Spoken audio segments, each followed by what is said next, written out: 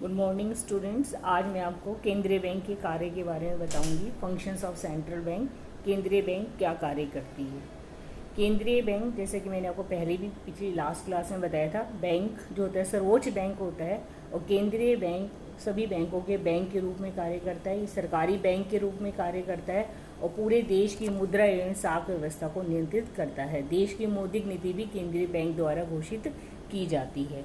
तो केंद्रीय बैंक का जो मुख्य कार्य, जो आधारभूत कार्य है, वो एक आधारभूत कार्य है देश में मुद्रा एवं साख की मात्रा को नियंत्रित करना, ताकि देश का आर्थिक विकास भी हो सके और आंतरिक मूल्य स्थिरता भी बनी रहे और विदेशी विनिमय दर, जिससे कि हमारे देश में जो आयात निर्यात होते हैं वो विनिमय दर में भी अनावश्यक रूप से उतार चढ़ाव ना हो।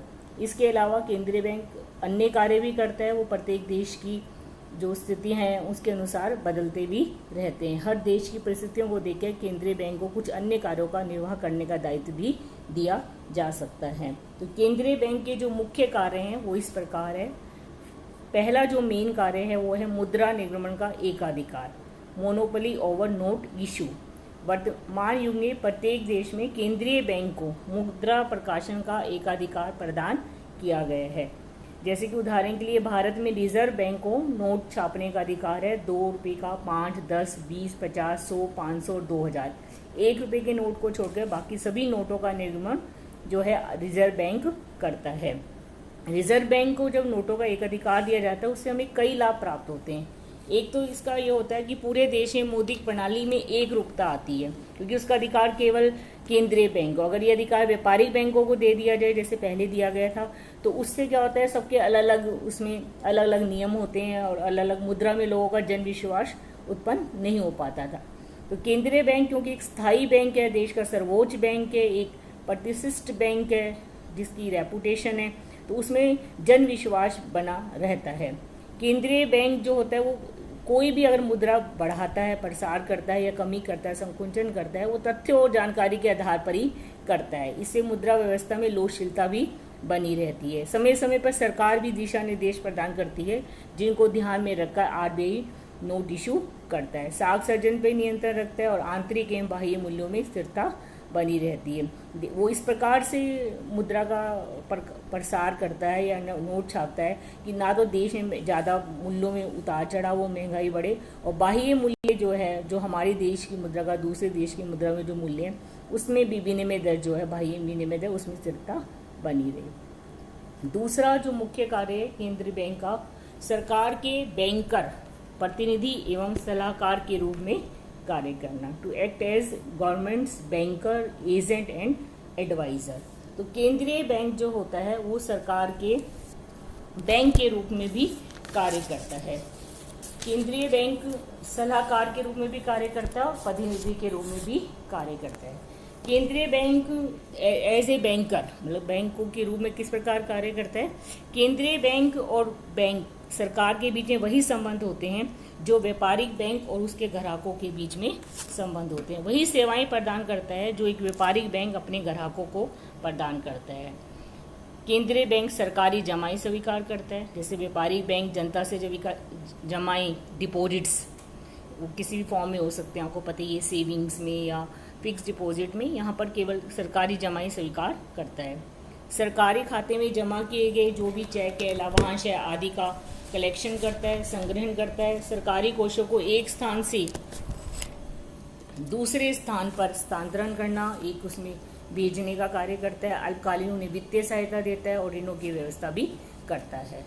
और सरकारी प्रतिनिधि के रूप में, एजेंट के रूप में, वो सरकार की तरफ से भुगतान प्राप्त करता है और भुगतान करता है। प्रतिभूतियाँ हैं उसमें ब्याज का भुगतान करना, अगर सरकार को ब्याज प्राप्त या लाभांश प्राप्त हो रहा है तो उसका भुगतान प्राप्त करना, और सरकार के लिए आंतरिक एवं बाह्य ऋणों की व्यवस्था करना। अंतर्राष्ट्रीय जो मौद्रिक एवं वित्तीय संस्थाएं हैं उसमें सरकार का प्रतिनिधित्व करना।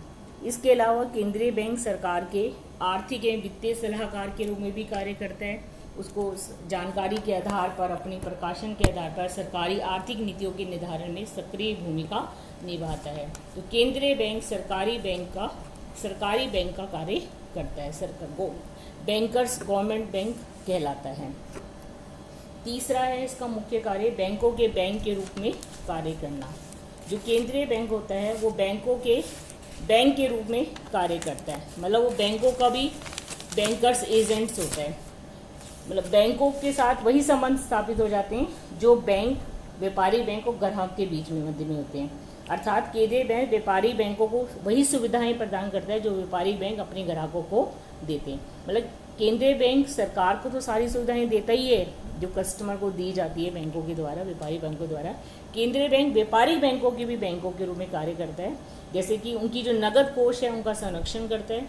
हर केंद्रीय व्यापारी बैंक को अपनी जमाओं का एक निश्चित भाग नगद के रूप में केंद्रीय बैंक के पास जमा कराना पड़ता है। ऐसा करने से बैंक की व्यवस्था में सुदृढ़ता, लोकशीलता एवं तरलता बनी रहती है। दूसरा, अंतिम ऋणदाता के रूप में कार्य करता है। अगर बैंकों को ऋण की आवश्यकता है, वित्तीय सहायता की आवश्यकता है, तो ऐसी दशा में केंद्रीय बैंक उन्हें सहायता करता है। दो प्रकार से कर सकता है, एक तो उन्हें उधार देकर, उनकी जो उसकी प्रतिभूति हैं उस पर जमानत पर ऋण देकर। दूसरा, जो व्यापारिक बैंक ने डिस्काउंटिंग ऑफ बिल्स किए हैं, बिल्स का जो उन्होंने कटौती की है, बिलों का जो वो डिस्काउंट करते हैं उसकी पुनः कटौती कर देते हैं। जैसे कि अगर आप 1000 रुपये का बिल ऑफ एक्सचेंज होता है और उस पर उन्होंने पेमेंट की है, जैसे 950 पुनः अपना थोड़ा सा कमीशन वगैरह रखकर दे देते हैं उनको। तो अब केंद्रीय उनके पास ये बिल्स हैं, तो अगर उनके बिल की पेमेंट, तो रिजर्व बैंक क्या करता है, उन्हें पुनः कटौती करके, जैसे 950 है तो उनको 925 या 935 रुपये फिर से उनको दे देता है। तो उनके बिलों को क्या करता है, डी डिस्काउंट करता है।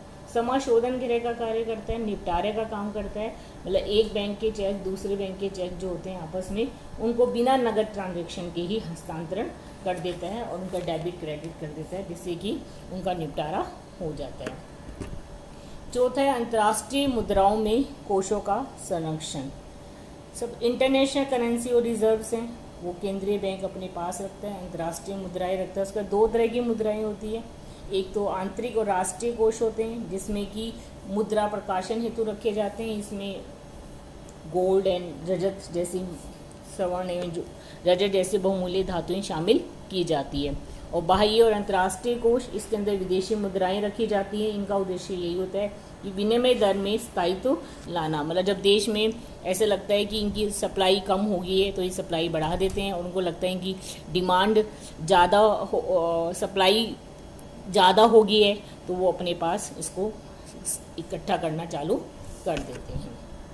पांचवा जो मुख्य कार्य है, साख नियंत्रण का कार्य, बहुत ही इम्पोर्टेंट कार्य है। साख नियंत्रण का कार्य पांचवा कार्य है आर्थिक सूचनाओं में आंकड़ों का संग्रह करना।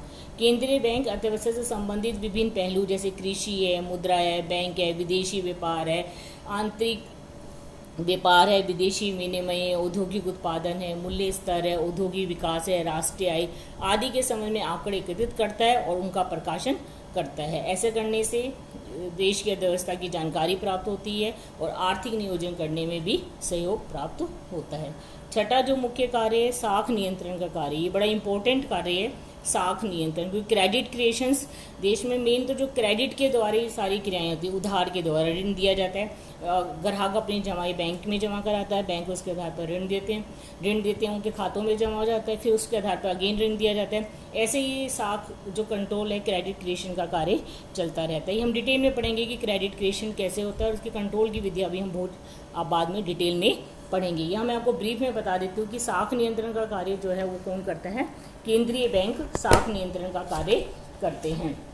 उनको कुछ विशेषाधिकार प्राप्त होते हैं, उन अधिकारों को प्रयोग में लाते हुए ये साख नियंत्रण का कार्य करते हैं। साख नियंत्रण का कार्य इस प्रकार किया जाता है कि एक तरफ तो देश का आर्थिक विकास हो सके और दूसरी तरफ देश में अनावश्यक रूप से मुद्रा का प्रसार भी ना हो, ताकि आंतरिक और बाह्य जो मूल्य हैं उसमें स्थिरता बनी रहे।